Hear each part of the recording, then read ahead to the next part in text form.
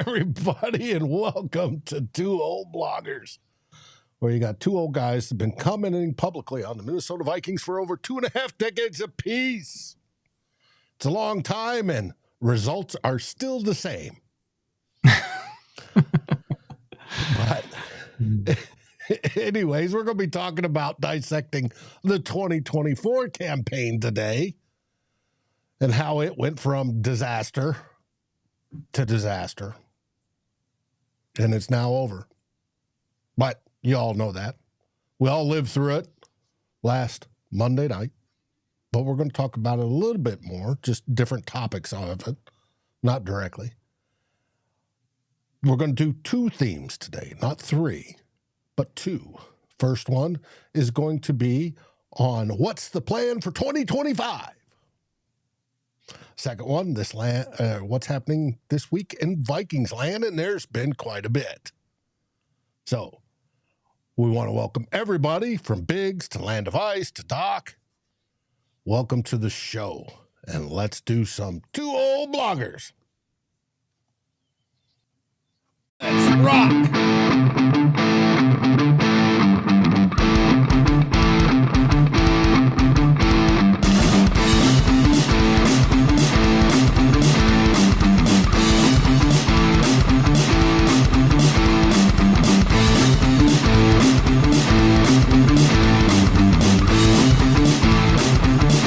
Vikings First and SKOL presents This Week in Vikings Land with Darren and Dave, your two old bloggers. And we're here. Darren, how are you? And how are things in the Great White North? I'm doing great, Dave. It's middle of January, so cold as usual. Minus 22 Fahrenheit here today, but nice and sunny. Not that anybody's going outside much. Better watch out for that sunburn. Oh, yes. Yeah. Reflection off the snow. I know that was a big deal skiing. You'd literally have to watch out for it. But anyways, I know that cold, you've sent a bunch of it down. You've been real nice and sent a bunch of it down here this week. It's below zero in the upper Midwest.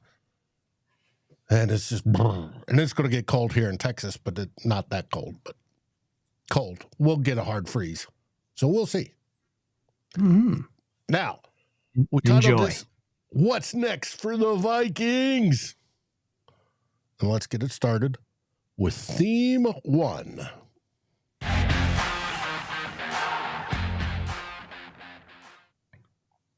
The plan. The plan. First, I want to thank everybody who's taking time to watch us and not the Chiefs-Texans game right now.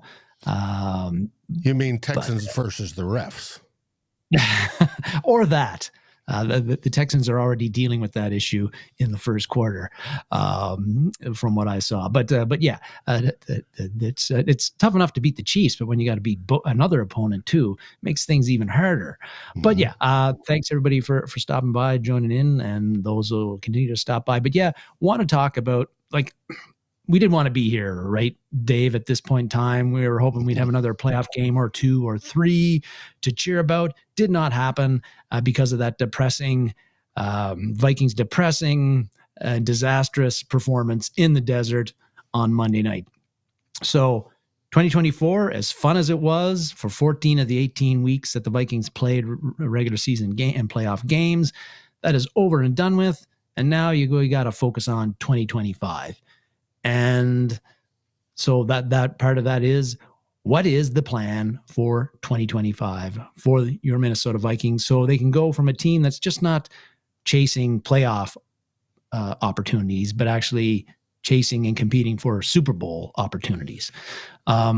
You posted to me a couple of tweets from Kevin Seifert of ESPN, who covers the Vikings on the regular, as most people know.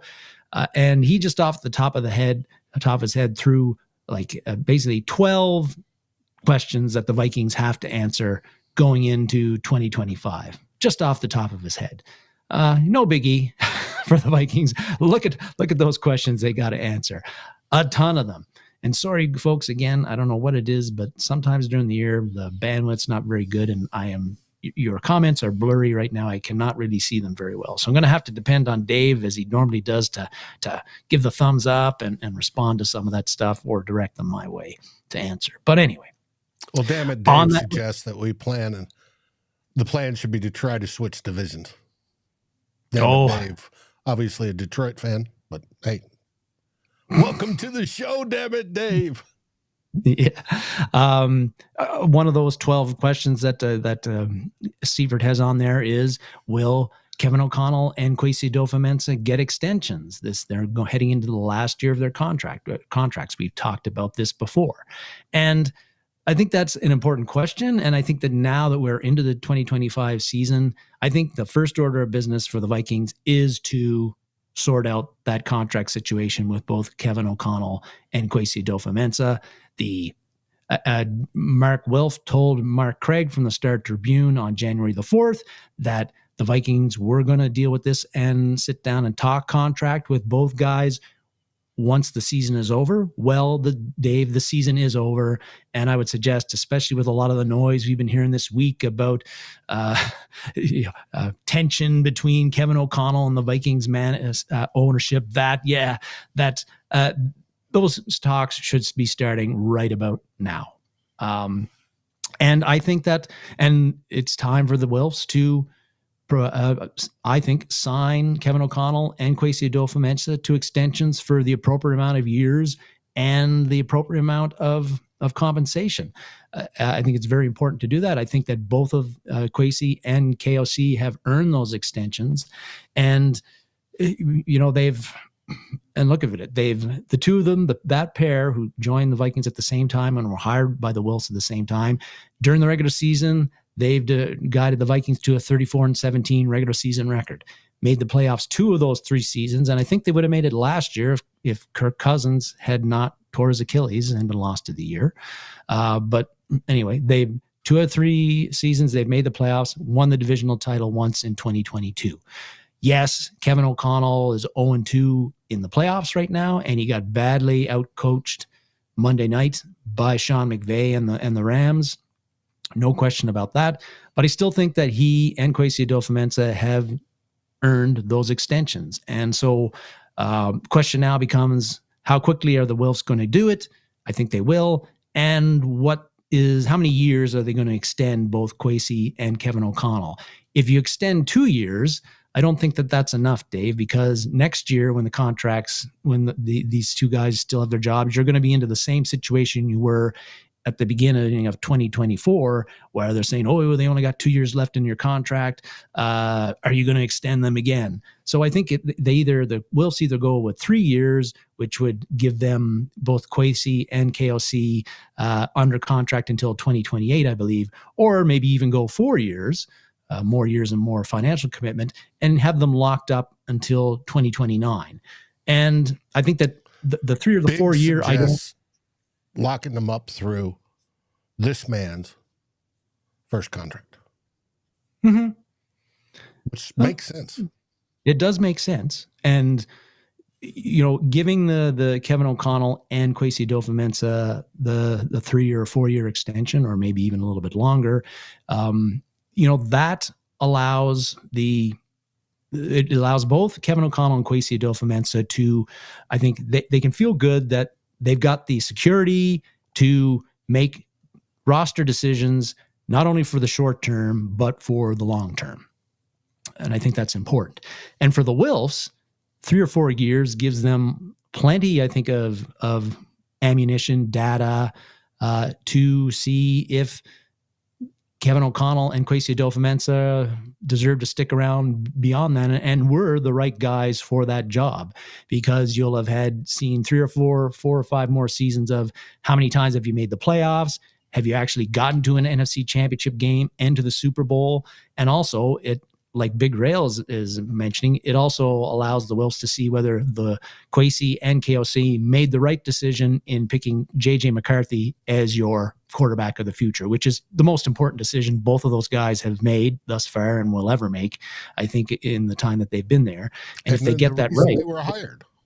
That's right. The reason they were hard to find that guy. So if they make the wrong decision there, you'll be able to tell probably before their contracts are up, whether it's 2028 or 2029, I think. So that gives you enough time to do that. And I think also, but I think part of the reason that signing the extension is very, very important to get done right now, because they've earned it, is that it's time for Kevin O'Connell and Kwesi Adofo-Mensah now that really, fires off the gun to start building the roster right away. They don't have to worry about their contract situations, and they can get to getting in the lab and getting cooking on picking up the players and identifying the players that they think are going to help them fit what the offensive and defensive systems that the Vikings have in place, and can make the Vikings a better team in 2025 than they were in 2024, and make them a team that can compete with the big boys in the NFC, which right now are Detroit and Philly, and maybe some other emerging team, perhaps even Washington or somebody else that we haven't even really considered right now. And I think that's our division, for that matter. That's true. Whether it's Green Bay ascending, or even possibly, they seem a little ways away, but the Bears ascending a little bit. And they're searching. I just saw a tweet before the show started. They had completed their 357th quarterback or head coach interview. At least it seems that many. But yeah, they're casting their net wide and far. And that extension, I think, and getting to the roster, working on with the player personnel, with the coaches, the scouting staff, and working on what kind of players can fit into next season. Who do we keep? Who do we need to go after? How much? Who do we need to bring in? And how much do we think we can? How much are we willing to sign those players for? Those are all very important things that they need to get at and get cracking at right now. And what I like about Kevin O'Connell and Kwesi Adofo-Mensah and what they've built so far is I think that there's been very little movement in the Vikings coaching staff since Kevin O'Connell signed on 3 years ago. Most of the movement has been on the defensive side of things. He fired Ed Donatel after one season. Mike Smith, the outside linebackers coach, left for personal reasons last year. The defensive line coach, Rumpf, left for personal reasons last year. But overall, there hasn't been much movement. That might be changing this offseason, Dave, because, of course, Brian Flores has got interviews. Josh McCown's got at least one interview. Even assistant quarterback coach Grant Udinski has one interview for potential promotions that would see them leaving the Vikings. But overall, pretty stable coaching staff. And I think that stability means that with the front office and the coaching staff, I think there's a great understanding between those two about what players the coaches think that the Vikings need to either bring in through the draft or free agency or keep, and players that will, again, fit in well with the system and perform well once they get there. I think that there's a lot of great understanding and alignment there, which wasn't the case the last few years, of course, with Mike Zimmer and Rick Spielman, where they didn't talk, and Spielman's drafting guys that Zimmer doesn't like and doesn't know what to do with, or won't use them because he doesn't think he can do anything with them. That is not the case right now with the Vikings. And I think that at least in free agency, has really helped out, because if you look at who the Vikings have acquired, not just last year, but even in 2023 and 2022, whether it was Zadarius Smith, Harrison Phillips, and Jordan Hicks in 2022, or Byron Murphy in 2023, and then the guys they brought in last year, Josh Oliver was another one. Or if you're looking at Grenard, Van Ginkel, Blake Cashman, Aaron Jones, all those guys that came in 2024. Kwesi Adofo-Mensah, while working with the coaching staff and the player personnel staff, they've done a great job and made a lot of great signings. And all of those players have been positive contributors to the Vikings. Some not right away, like Murphy and in some cases Jordan Hicks in his first year, but overall, they have played very well while they've been with the Vikings. And that's because I think there's a lot of alignment and understanding about the players that the coaches need and who we need to go after.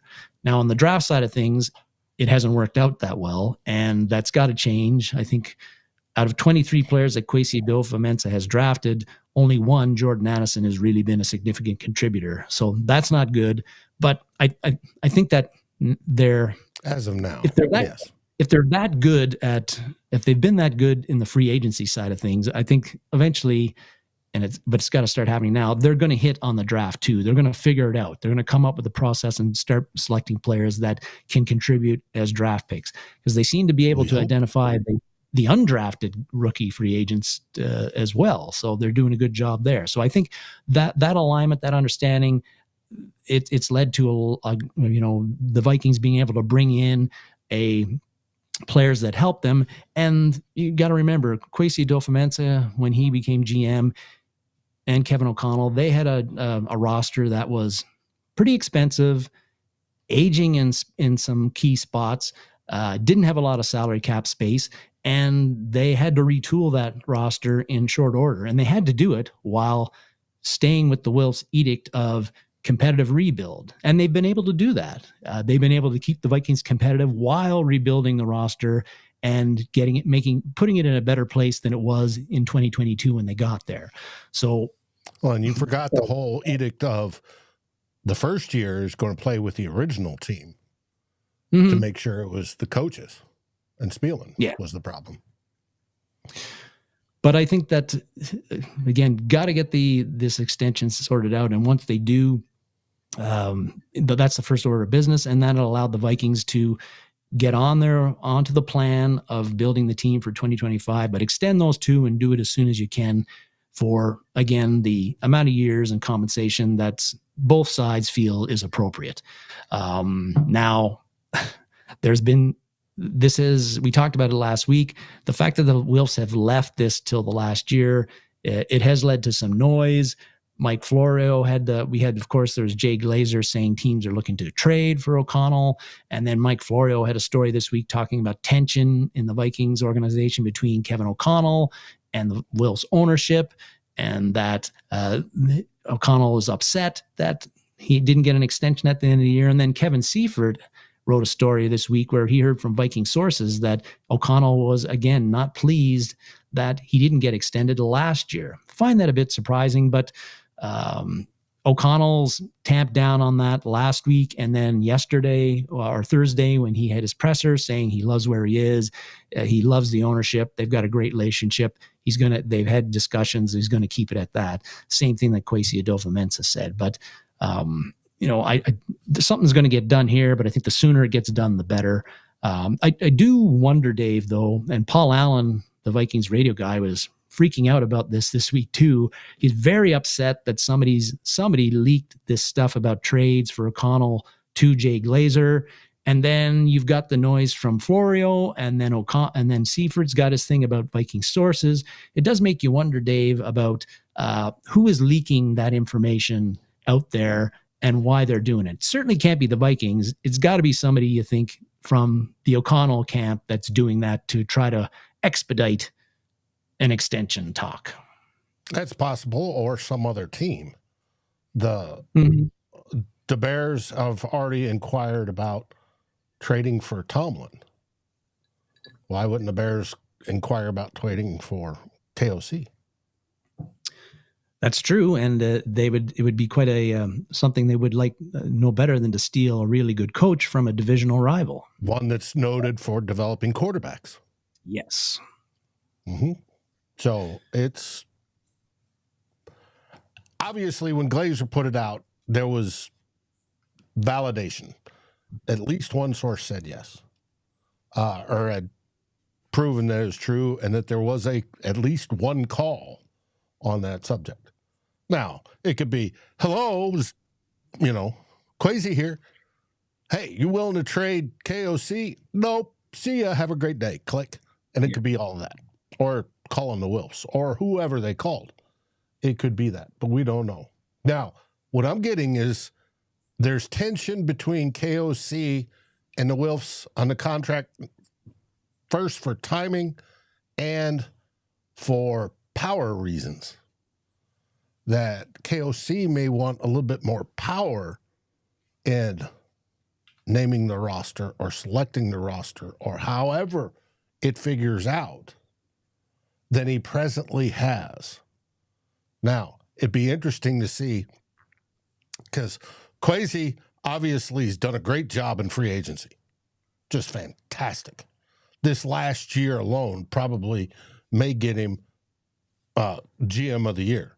It is just, he's done just an outstanding job. He's good at selecting UDFAs. We know that. It's the draft that's the issue. Now, will he get better over the time? I'm sure he will, as the processes get better. But I don't know how much KOC has influence of, all right, telling Kwesi, these are the guys we want you to go shopping for, go shop, and then come back and go, I want this one, this one, this one, and this one, right? Or how it's working. Or if Kwesi is like, I'm shopping, you gave me a list of what you want, I'm shopping, now deal with it. It's interesting, and it's going to be interesting to see how it plays out. But I do believe we're going to get extensions here probably within the next couple of weeks. But I don't. That's just me. I think the Wolves don't like the spotlight for being, hey, we got coaches upset or whatever. I don't think they like that, so they'll push that. Now the question is how much? How much is KOC going to make? He's not going to make $20 million like Andy Reid is. But he's going to make up there, 12 probably, or up there, because he's, like you said, his record is outstanding for the first 3 years, other than the one and dones and the two playoff runs. And the first playoff run, everybody understood. So yes, this one they didn't, but that one they did. So it's going to be interesting to see how this all plays out. I get you talking about how KOC, there's some tension about, again, the his say and how much power he is in bringing in the players and deciding who comes on the team. And it's kind of that reminds me of the old saying Bill Parcells used to say about how as a coach, that's being speculated, by the way. It's not. Yeah. KOC hasn't called me and complained to me about it, but no, and he's certainly hasn't indicated anything like that publicly at all. But Bill Parcells used to have that quote about how you can't expect me to bake if I don't get to shop for the groceries, which was like saying, yeah, we got a GM, but I'm the coach. I should have a pretty large say in who the players are that you draft and bring in to fill out the team. That if KLC is looking for more power or on that side of things, it does kind of, it does fly in the face of this whole collaboration vibe that both him and Kwesi Adofo-Mensah have been talking about since day one, where everybody gets together, everybody brings in their inputs and feedback and information on team building, and then we all talk about it and go back and forth, and then we arrive at a decision in a collaborative manner. Now, I don't know who has the hammer on making a final decision. Normally, the general manager is the one that does that, but it sounded like the Vikings had a pretty good system here where it wasn't, maybe Kwesi Adofo-Mensah has the final say, but he's not like autocratic in doing it. Like right. If there are people who really don't disagree with him saying, I want to trade 17 draft picks for Dallas Turner, I don't think Kwesi Adofo-Mensah, based on all the comments we've heard in 3 years from those guys, that Kwesi Adofo-Mensah would make that trade. Now, so it surprises me that there would be even speculation. But again, it is speculation. We don't know if it's actually true. But I would be concerned if Kevin O'Connell actually did get more power in that, in a way, because I like head coaches to coach. I don't like them to be head coaches / general managers. I don't think many coaches do very well at those dual roles, and I don't think you have time to do very well at those dual roles. Mm-hmm. But as long as you have some influence, and it may be discussing the amount of influence. We remember when Chile used to do it. He had final say on the roster, and that, you could say 2009 turned out all right, but 2010 was a disaster. So, and he got him fired. Mm-hmm. So there's mixed results on how it's done. Obviously, Bill Belichick ran everything, but Bill Belichick was the GOAT, already proven to be the GOAT, and so he had that. Also had Tom Brady. Yeah, Well, and that helps. Now, I don't think Bill Belichick had that power when he first got to New England, though. So it should be interesting. Now, Aaron asked, should KOC give up the play calling? That's another aspect of this. Should he, and just go to managing the team and have Wes Phillips, who you noticed isn't on the, hey, I want to interview him list, as the play caller, because Wes calls them in the preseason. They seem to do just fine, type of deal. But I think it's a power thing. It's Kevin O'Connell wants to be in there, feeling it, calling the plays, knowing the blood flow and all of that. But he misses it on the defense, partially because he's at that point on the sideline. Yeah, he's paying attention, but he's also yelling at Sam Darnold or whoever, trying to get them up and pumped, ready to go. When if he was just managing the team, he could be doing both. And that's why he wanted just such a solid leader and as a defensive coordinator, and got Brian Flores, which was a great move. So I don't know. Head coaches are not without egos. They have huge ones. And it's true. I don't think you can get to this level without having an extreme amount of confidence in your abilities, which sometimes also means having a big ego. I don't get that vibe from Kevin O'Connell, but again, I don't work with him every day. I'm not in. It's easy to project, if you work at it enough, to project a certain personality and face publicly when you're in front of the press, as opposed to what happens behind closed doors at Egan. Mm-hmm. Yep. Now we got a conversation about wide receivers in the chat. We're not going to hit those up today. Now we will be going over position groups starting next week. Yep. And that will be one of them, just to let you know. All right, that's the end of theme 1. On to theme 2.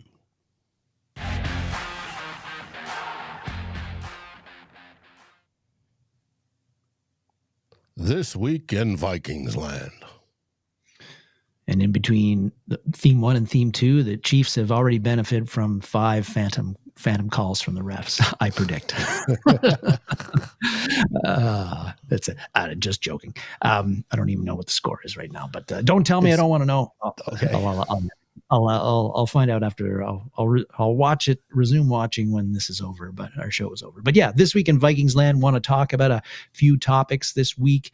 And first one is Harrison Hitman Smith. We talked about it at during the live at the 2-minute warning show on Monday night, but last Monday, was that his last game in the NFL as a Viking? Sure sounded like it if you listen to his interview with Ben Lieber, the former Vikings linebacker, after the game, plus his brief interactions with other media after the game. Mm-hmm. Really sounded down. Yeah, really sounded down and out. Very disappointed. Pretty quiet. Similar to last year when they lost to Detroit in the regular season, but this was even more downcast by the Hitman. And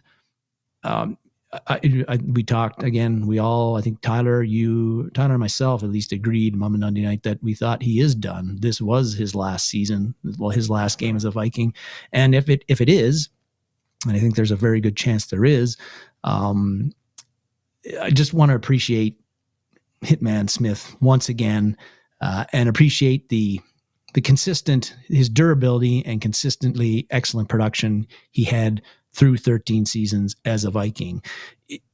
For a guy like Harrison Smith, I think I understand after a season like this or any NFL season, why he'd want to hang it up now.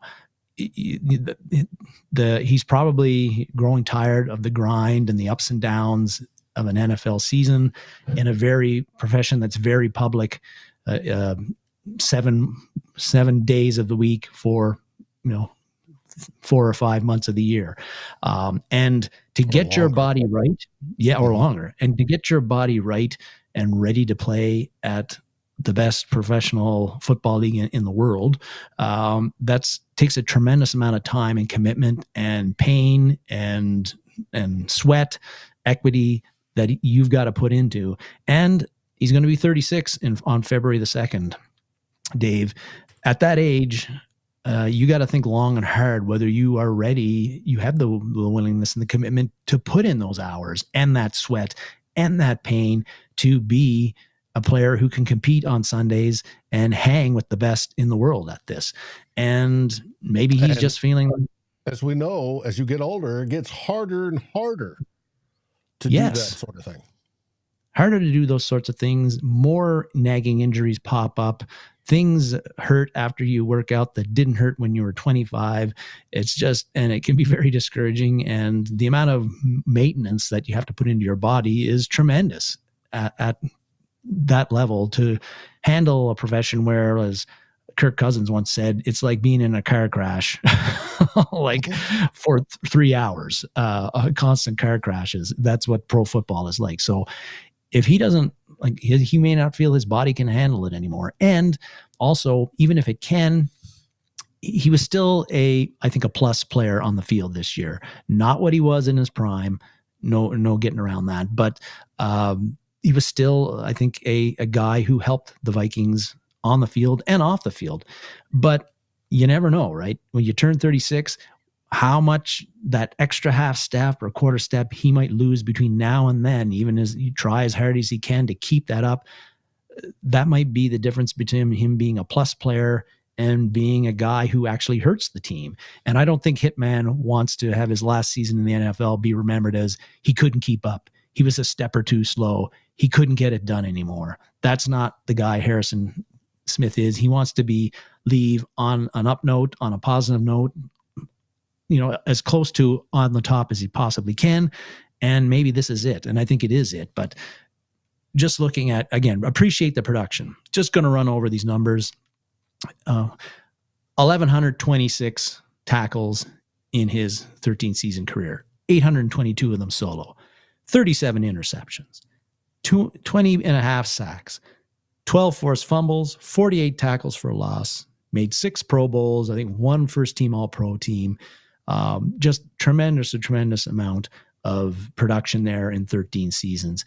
And Dave, the question that we asked last offseason when he decided to come back, and he waited until March the 13th to announce that, which was pretty late, is he Hall of Fame material? I think he is. Vikings fans think he is. And those stats that you just put up compare very, very favorably, or better, or almost as good as all of the modern guys that have made the Hall of Fame at the safety position in the NFL. Ed Reed, John Lynch, Troy Polamalu, Brian Dawkins, Steve Atwater, and Steve Atwater, Leroy Butler, all of those guys. Ronnie Barber. Ronnie Barber. Hitman's right there or better than all of them. And so does he have the stats to make the Hall of Fame based on all of those guys making it? Absolutely. What a lot of those guys have that Hitman doesn't have, of course, is a Super Bowl ring. And we know that carries a lot of weight when it comes to Hall of Fame voters. And so, yes, Hitman's got the bona fide statistically to make the Hall of Fame. But I think if he doesn't get in, the lack of a Super Bowl ring is going to be the thing that holds him back, just like it's held back lots of Vikings. I hope that isn't the case, but I wouldn't consider him a shoo-in to make the Hall of Fame if this is it for him as an NFL player. He should get in. God damn it, he should get in. But hey, that doesn't mean he will. We're not even sure if Jared Allen's going to get in, who is an absolutely dominant defensive end in his prime in the NFL. Right. And I don't know. Now, there was a comment I saw go that definitely for sure, if B-Flow leaves, he'll retire. One of the things he said in his interview was he's never had so much fun as he had this last couple of years, and especially this year. So, and that fun is a big draw. That helps get you through the aching longer, healing longer bit that Norsvia said. It's it helps. So if B-Flow's gone, most likely he walks. Otherwise, we may see come March, middle of March, he might do it. Now, there's the financial aspect of it. Right. The team last year set him up so it was basically a retirement style contract. He was making what, $9 million, I think, something like that. But for this last season, he got paid bare minimum, veterans minimum, and it got pushed out into dead cap space, future void years. So all that void money comes back at the end of this year, dropping down, and I think it's 6 or 9 million or something like that, and drops down our total available cap. And a lot of places do that with retiring players. So they can get, hey, we're still paying you. He got paid. His bank got the 9 mil. But for the team, they only paid him per the cap, the league him in, and he was good to go. If he comes back, you're probably looking at 7 to 9 million again. And you would have to bump everything out another year. So, right. And yeah, Dave, you bringing up that financial stuff, that's interesting because you sent me an interview that Scoops Wolfson had done with ex-agent Joel Corey, and he got asked this question. He brought up that financial stuff, saying that last year's contract that Hitman signed, they got restructured, was a retirement kind of contract, which led Corey to believe that this is Hitman's last year. The Vikings knew it pretty much all along, and he's going to retire. And there's very little chance he'll come back next year. We'll see, as you like to say. But we'll see. He may change his mind. He may change his mind. B-Flow stays, and he's having fun, and his wife's nagging him, and he's like, all right, I'm going back. Whatever the reason. And I don't think this would be the reason Hitman would do it, but another year would also give him a chance to, again, up those stats to to improve his Hall of Fame resume. Get to 40 interceptions. Get to 40 interceptions. A couple more add sacks. A few more sacks, and maybe next year's the year the Vikings actually make it to the Super Bowl. And Hitman gets that ring that then he's a shoo-in. Yeah. Mm-hmm. But a lot of stuff to happen before that stuff unfolds. But we all think he should be in Canton when he retires, as soon as he's eligible. We just hope the voters do by then. And hopefully they're taking in some of the advanced stats that go with it, because he is literally the highest advanced stat season of any safety ever. And that happened in 2017. And it's just, but we shall see. Hey, I appreciate the person that gave us the thumbs down. All interaction helps. Thanks. Speaking of interaction, we had a signing this week. Yeah, the Vikings are getting some business done on developing that 90-man roster for the offseason. They signed 13 guys to reserve futures contracts this week as well, but they also signed this guy, Jalen Redmond, the defensive lineman, to an actual real contract for a guy who will actually be on the roster, come 2025 when the regular season starts, I think. And Jalen Redmond, and I'm happy they did this because, Dave, Redmond was, I remember when he got signed back in June, I immediately thought training camp body. I don't even think we mentioned it on this show at the time because thought bottom of the roster churn type. Yeah, no way he's going to make the team. Well, he did make the team, and not only did he make the team, but he ended up by the end of the year working his way into a situation where he was pretty much a starter for one of the best defenses in the NFL, although they didn't look like that last game. But anyway, Redmond earned his spot, and if in the last 5 games the Vikings had 4 regular season games and the playoff. His snap counts were on the defensive line, 39 defensive snaps, 27, 21, and then 26 in the last Detroit game. And then he had 28 defensive snaps in the wild card loss in Los Angeles. So he was basically a starting guy along the defensive line because those guys, whether it's Harrison Phillips or Bullard or Tillery, they're only playing about 28, 29, 30 snaps per game at the most anyway.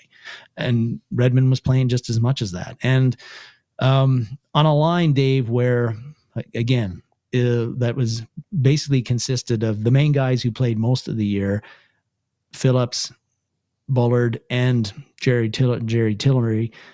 That's a defensive line that's made up of a lot of nondescript plugger type guys. Phillips is better than that, but he's not like elite superstar either.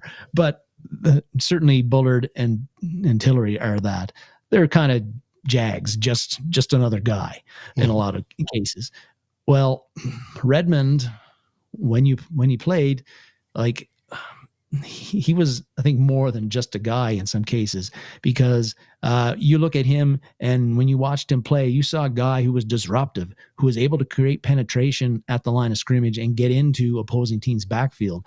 And that is something that the Vikings desperately needed and need along the defensive line, is somebody who can be disruptive and create negative plays along the line of scrimmage. And Redmond was able to do that.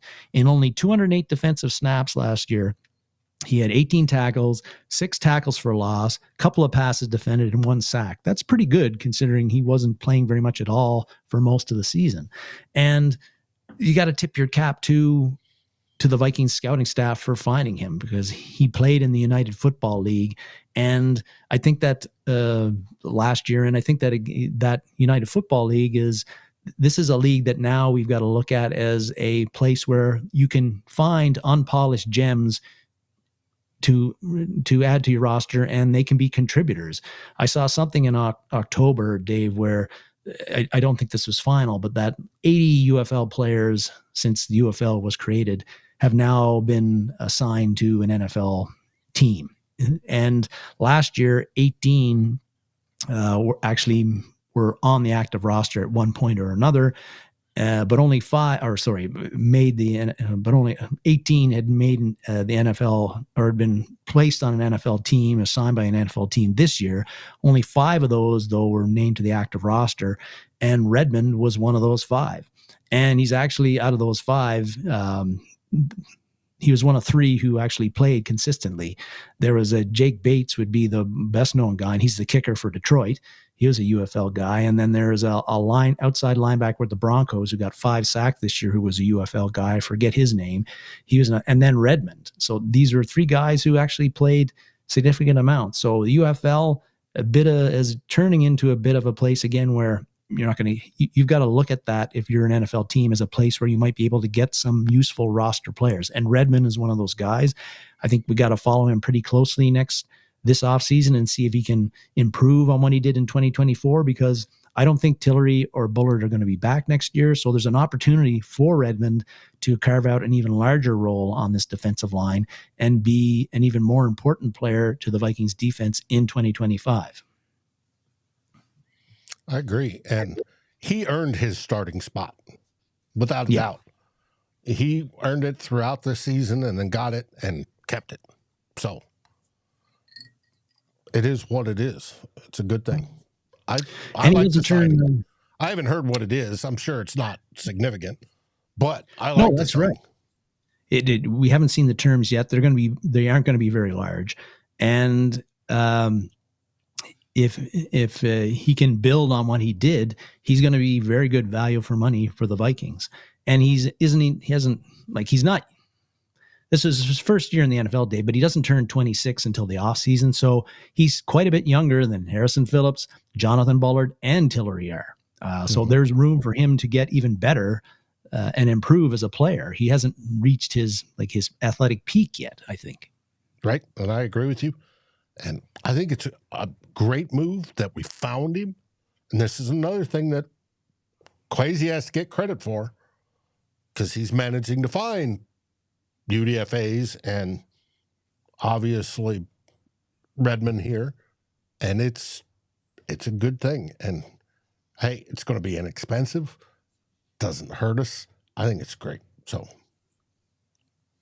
now Aaron says, you guys see a list of free agents? Holy moly. Yes. I think there's like 27 of them. It's going to be big. Well, or whatever the number is, -1, because we just signed them this week. So Yeah, it's in the 20s, and so the Vikings are going to be busy. Now, Big said, what about the defensive back we signed from the Bears? I know we signed some futures contracts, but I think this was the only contract that we signed this week. Yeah, and the Bears cornerback was one of those reserve future guys for sure. And I read up on him a little bit. Not be here by the end of the draft type. They're bottom churn a lot of times. That's right. Norfius, or the steward, read some good things about him and what he did in the preseason, but on a Bears team that was finished 5-12 or whatever they finished, I think 5-12.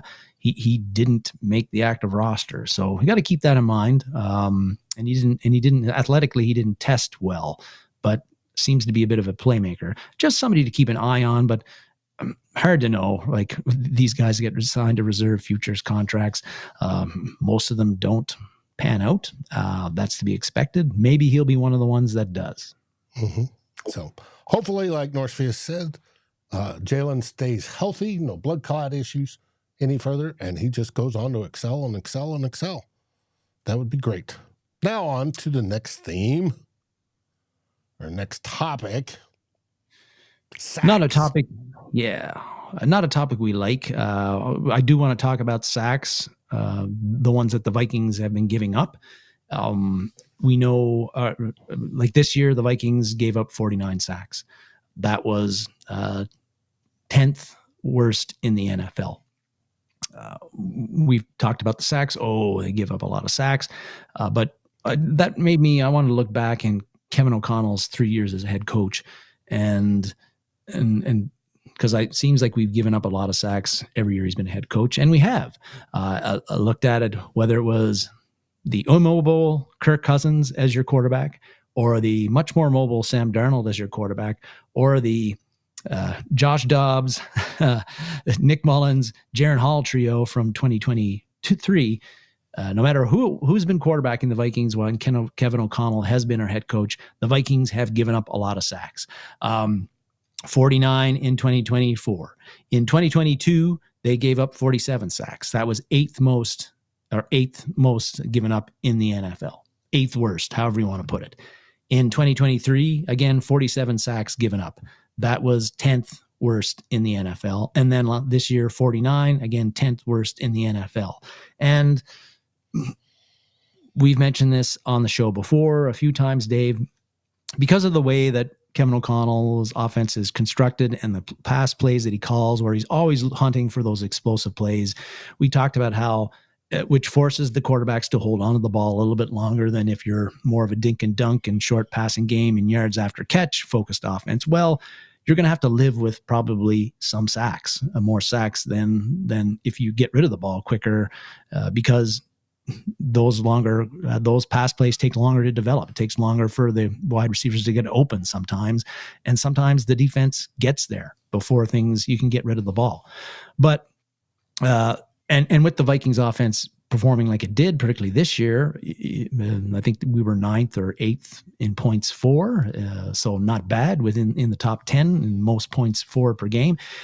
Maybe you'd say, well, hey, you won 14 games this year. Your offense performed pretty well. No big deal, right? Mm-hmm. Well, not so fast, my friend, as Lee Corso likes to say. Because 100 points differential. Yes. That doesn't compare to the Lions' 222. But we had 100, which is minimal level, should get you to be a contender. Yeah. But as far as the sacks goes, when I looked at the past 3 years, teams that finished in the top 10, or not the top 10, but the worst 10 as far as giving up sacks, the Vikings, again, have been in the 10th worst in giving up sacks all 3 seasons. If you look at every team, when I looked at every team that has finished in that 10th worst in the past 3 years, guess how many have made the playoffs over those 3 seasons? 7 out of 30 teams have made the playoffs. That is So the Viking, that is not good, and the Vikings did it twice out of those, or two of the seven. Twice out of two of the seven. So the Vikings, I think, are kind of swimming against the tide here as far as giving up sacks, but yet having a lot of success in regular season, where you had a 13-win season in 2022, and then a 14-win season this year. Because that's out of those 30 teams that have given up those amount of sacks, that's only a 23% that have made the playoffs. Not very good, I think. And I think that speaks to, now, when you look at it also, again, giving up that amount of sacks, the Vikings have proven it. It's not a guarantee you're not going to make the playoffs and be successful, because surprisingly this year, the Chiefs, who only lost one game, they were 13th. They gave up, I think, 44 sacks this year. And the Eagles have consistently given up about 40 sacks or close to it the past 3 years, and yet they've made the playoffs every year. And they're giving up a lot of sacks despite having what everybody thinks is an excellent offensive line and a quarterback in Jalen Hurts, who's very, very mobile, but he holds onto the ball a long time. But they have made the playoffs all 3 seasons. They made it to the Super Bowl in 2022 when they gave up 44 sacks. And this year, they're a good bet to at least make the NFC Championship game and maybe go further than that. And again, they gave up 43 sacks or something like that this year. So you can be successful giving up a lot of sacks, but I think the Vikings are treading on tough, some shaky ground here. Like I said, swimming against the tide a bit. I think that the amount of sacks they're giving up, that does speak to the offensive line hasn't been good enough. And also they've had a quarterback sometimes who hasn't been mobile enough to get away from some sacks, or they just have their quarterback holding on to the ball a long time. But I think KOC's got to dig into this and look at whether the way he calls an offense, the plays, how they're set up, whether he is leading to more sacks than we should be taking, and how he can get that number down from 40 plus to maybe 30 plus, or maybe even a little bit less, because the more sacks you're giving up, Dave, the more you're exposing your quarterback to getting hit and getting injured. That's not good. And the other thing is, of course, is that these sacks, generally you're losing 5, 6, 7, maybe more yards every time your quarterback gets sacked, and you're losing the down. These are drive-killing negative plays. If not more, because he turns his back and runs away. Yes. Mm-hmm. They're drive-killing, big negative plays, and we have seen that the Vikings have trouble overcoming those negative plays when their quarterback gets sacked a lot. So any way the KOC can figure out this offseason how to reduce that, and not just improving the line, but through his own play calling and how to give better answers to what teams are doing as far as the pass rush, the Vikings offense and their quarterback is going to be better for it, especially because when you look at, like some of us expect, you're going to go with basically a rookie quarterback next year. You don't want him facing like an onslaught of rushers. You don't want him ruined because he's beat up early. Hey, it is what it is. Now, I stipulated on Tyler's show on Wednesday, there's a possible fix or a fix towards it.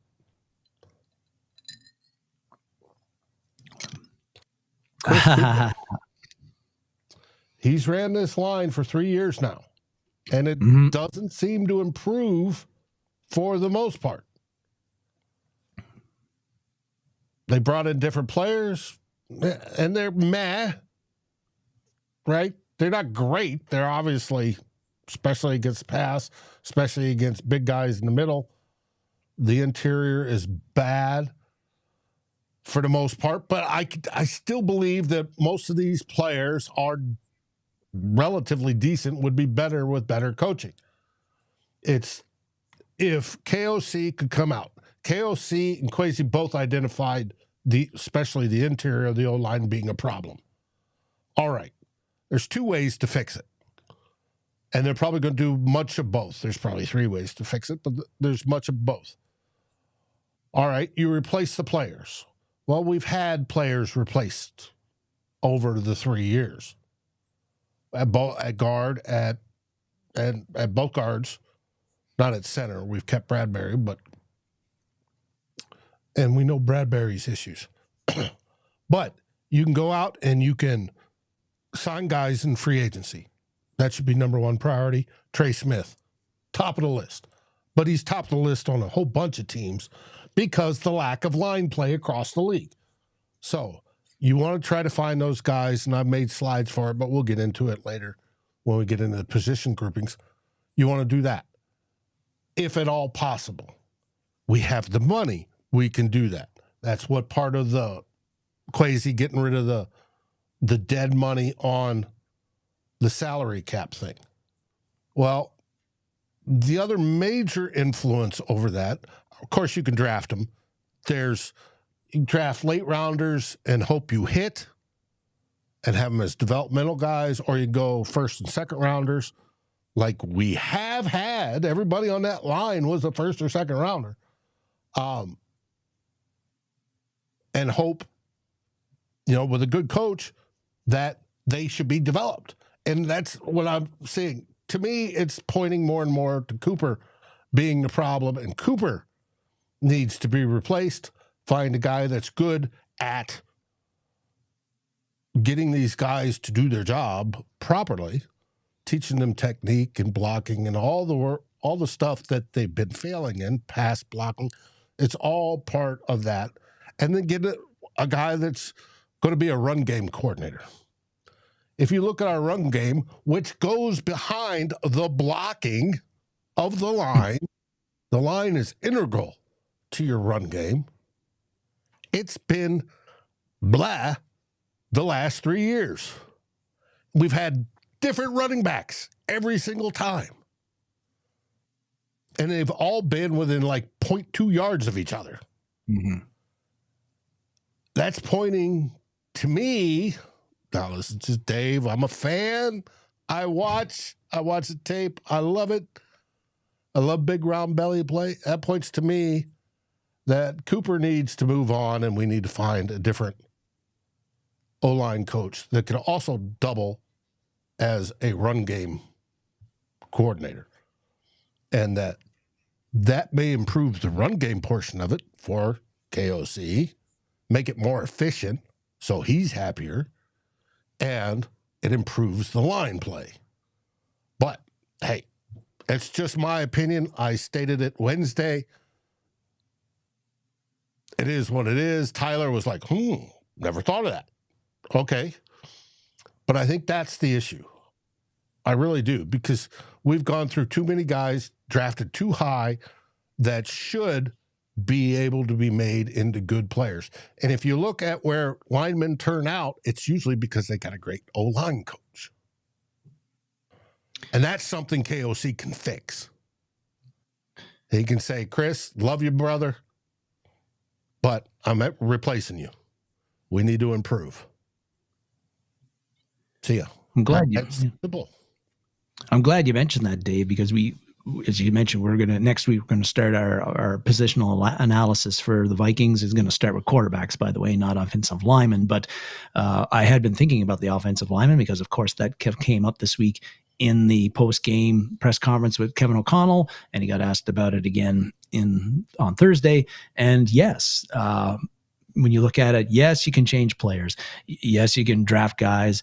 You can change running, blocking schemes, that sort of thing. But one of the constants in the 3 years with the Vikings giving up a lot of sacks and not having a very effective running game has been the guy coaching them, which is Chris Cooper. And at what point does do the fingers point at him for partly why we can't stop giving up sacks and why we can't average more than 4 yards per run, no matter who we have running the ball. Right. And it is what it is. So that's just something. It's one of the levers you can pull to try to improve it is get in a new coach who might be better. By God, if we could bring in Bill Callahan, I would be thrilled. But I don't think that's happened. I think Bill might even be retired or he's with Cleveland or some damn thing, but hey, it seems like everywhere he goes, his offensive lines play very, very well. I'd be willing to. We had Mike Tice back in the day that was so great at it. It was the last good offensive line coach we had, I think. Yep. So it is what it is. And we want to welcome Sal to the comments. Welcome, Sally. Your show last night was awesome. We all felt it and appreciate it. Now, one more segment. Well, this one will be pretty short, I think. We referenced that Kevin O'Connell and Kwesi Adofo-Mensah did their end of the season pressers. Probably until the combine happens in late February and you get into free agency, this is probably the last time you're going to get the opportunity to hear O'Connell and Kwesi Adofo-Mensah, definitely Kwesi Adofo-Mensah, speak about the team and what the plan is to improve the team in 2025. So these press conferences, the end of the year, are always ones that Dave, you and I listen to pretty carefully, and everybody following the Vikings do. So you can try to read the tea leaves and see if you can parse anything out of what they said that gives you some idea about where the Vikings are headed as far as who's staying, who's going, and how they're going to attack the weaknesses of the team to make them better and be competing for championships again instead of just playoff positioning. And as usual, though, Dave, particularly with these three, I found Thursday there was very little of note that was said. And that's because these guys get taught by the public relations staff to say as little as possible with as many words as possible. They got asked about the quarterback position. What did they say? All options are open, guys. We love Darnold. We love Brett Rippon. We love Daniel Jones. We love Nick Mullins. We love them all. We love JJ McCarthy. But he's the only guy on contract. That's true. But so nothing really there. Into the offensive line, how are you going to fix that? All options are open. Okay, so hey, I listened to it again last night. I'm like, is there anything noteworthy that they said, anything that I can parse out of it? And really, I found very little. The only thing that was really of note was that they both said that both Kwesi Adofo-Mensah and Kevin O'Connell said that any move they make, it's for what will make the Vikings team better in 2025, not what will make what's best for a certain player. I would expect them to say nothing less than that, but it does, I guess, a few people who cover the Vikings, like Matthew Collar and a couple others, did point out, I think Alec Lewis was another one, was pointing out that, to them, they interpret that to mean that guys like Darnold, they'll bring him back, but on the Vikings terms, they're not going to make a panic move because they feel they got to hold on to him because he threw 35 touchdowns this year. So maybe that's about the only significant thing. And that, I think, as we've seen last year with the Kirk Cousins situation, as we've seen in the first year, the Vikings are loath to overpay for free agents in particular, and particularly at the quarterback position. There's a point where they will not go as far as amount of years and dollar figures. We've got more salary cap space than we ever had before, so that might change the equation a bit for Kwesi Adofo-Mensah in what he wants to give up to guys. But that was something that I thought was noteworthy, but really not a whole lot of note that either guy said. Dave, you might have interpreted things a little bit differently than me, and I'd be interested to hear what you had to say about what you heard from those two. Well, Judd asked some pointed questions about it, and but we'll find out. He didn't get very far. No, he didn't.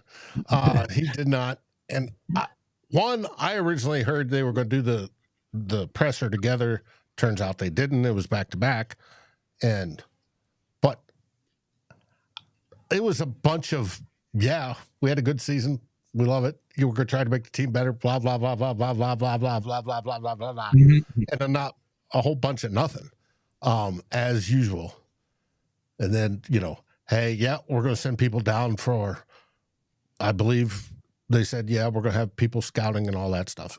We're getting into that time of year where we're going to have the Reese's Bowl and the Shrine Bowl and the other bowl, the North-South, that's the Shrine, and there's three of them. Senior Bowl, and there's three that they go to generally, and we're going to be scouting players, and we're going to move into combine time. But right now, they're just evaluating and blah, blah, blah, blah, blah, blah, blah, blah, nothing. But we'll find out and, give us our contracts. That's true. Freddie was asking if we're going to bring back Aaron Jones. That's another position we'll be getting into in 2 weeks' time. I would say right now I'm on the fence with Jones. I think they would bring him back, but that 30 years old now, 31 next December, feels to me like that could be a bit of a deal breaker for the Vikings. Again, if they swap out Chris Cooper and bring in a O-line guy that knows what he's doing and run game coordinator type, it might work. Who knows? But if it's the same, we're going to get the same. Mm-hmm. So, and then how much is paying Aaron Jones if you want to bring him back? $7 million? I could buy off on that. Yeah, no more. But he's coming off But we do need running backs. That's for sure.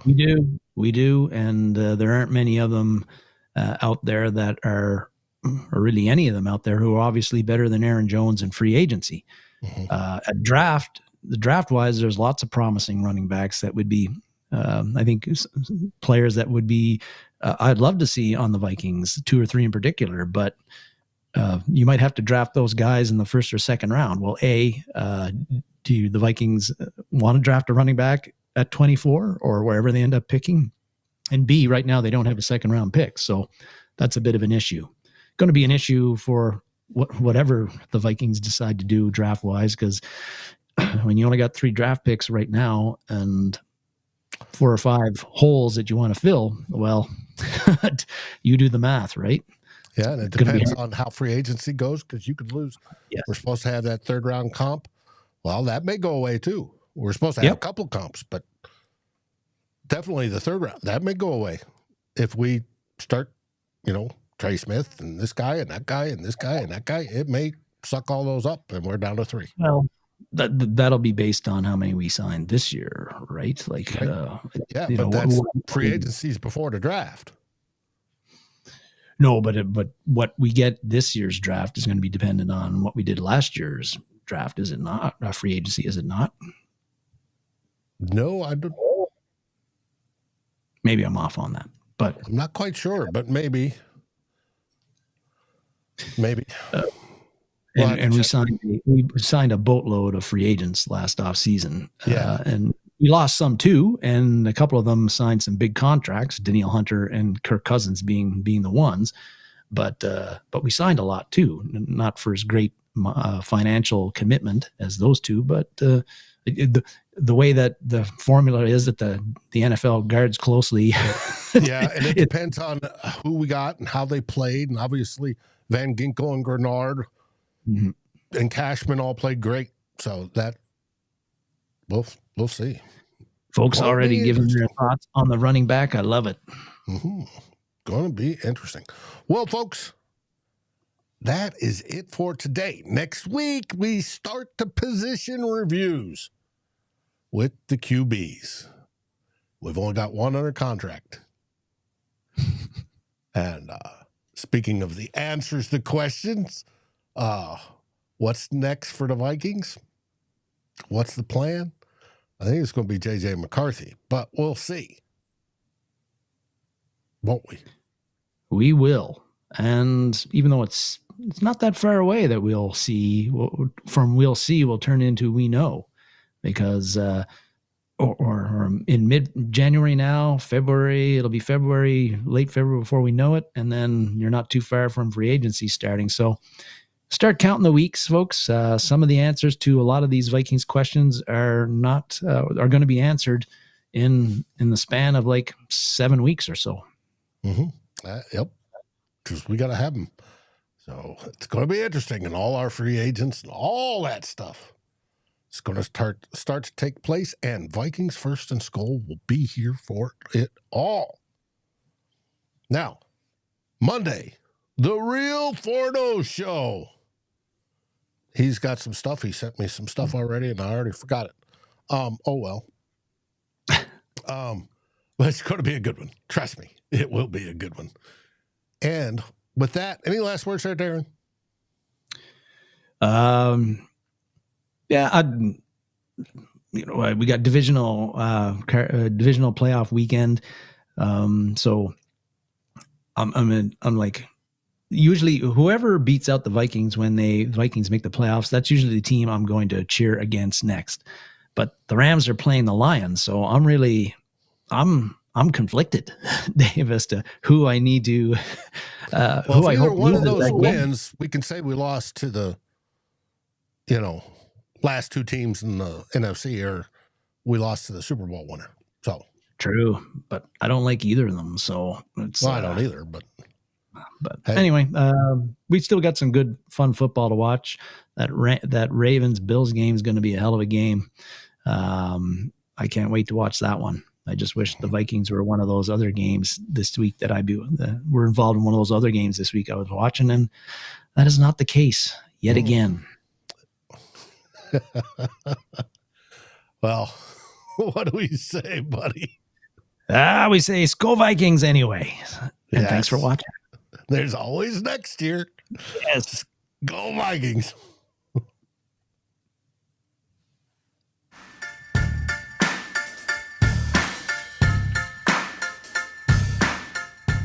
Like, subscribe, and ring the bell, and rate us on your favorite podcast aggregator. Darren and Dave, thank you for watching this episode of Two Old Bloggers. We look forward to seeing you on every show on the new Vikings First and SKOL. You can find our podcast as part of the Fans First Sports Network. Sports takes for the fan, from the fan. SKOL, everybody!